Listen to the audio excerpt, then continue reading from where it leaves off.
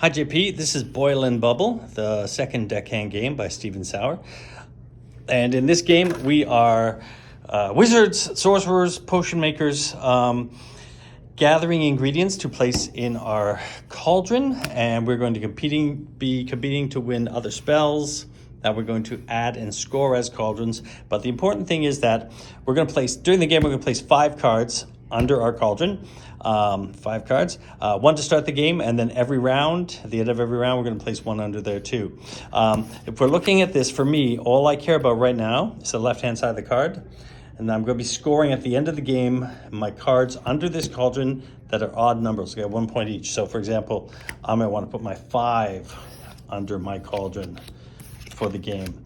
In this game, to start, you're going to divide the deck by suits, and each player will get their own suit so that when we bid together, they're recognizable. But basically, you start the game by placing 1 card under your starting cauldron.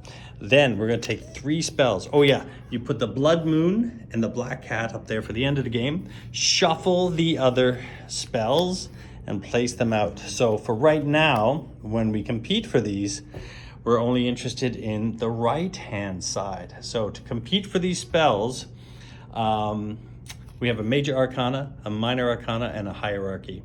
So everyone's going to take a card from their hand, and they're going to play it face down. And the way I like to do it is that each player places to a corner. So this player might place to this corner, and this player might place to this corner, face down. And they can place to any of the cards they want, right? But they play to the same. So Diamond would always play to this corner on the cards, and they're going to place cards on all of them. Once everyone has 1 card down at each of these, we're going to go left to right and we're going to reveal them. So for example, everyone reveals at this one, and what we see is if one player has played the major arcana, they're going to take that card. They're going to win that card. If 2 players play it, it goes down to the minor arcana. If 2 players have played the minor arcana, right, if there's no major arcana and 2 players have played the minor, it goes to the lowest card. So basically, the person who played the single highest card, major arcana, then minor arcana, and then by the hierarchy, is going to win that card. If they win that card, let's just say that I won it. Oh, I did win this because there's 2 7s, so I have the jack. I'm going to claim the card. I'm going to put my card underneath it. Everyone else is going to take their cards. Losers are going to take their cards back into their hand. If nobody wins it, it stays out until the next round. Let's say everyone ties, it stays out, and then we would add 3 cards to it. So for the next round, there might be additional cards. But basically, what this means is that once you start winning cards, you are going to be able to score those cauldrons along with your starting cauldron at the end of the game. So for this, like for example, I'm going to be able to flip over the 5 cards I've scored. I'm going to score odd numbers, 1 point each. If the sum of my 5 cards equals 31, I'm going to score 5 points. If my cards are non-adjacent, which is great with odd numbers, going to have 5, 7, 9. Face cards are worth 10, aces are worth 1.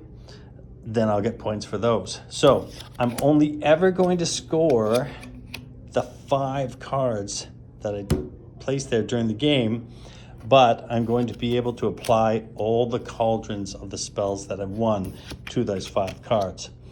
I forgot something. Once all 3 cards have been awarded or not awarded, players are going to be able to place another card under the starting cauldron. So based on the stuff I'm looking at, maybe I do want the 7 under there. Maybe I want the 3, right? Maybe I don't want the 3 because it's harder to get to 31 then.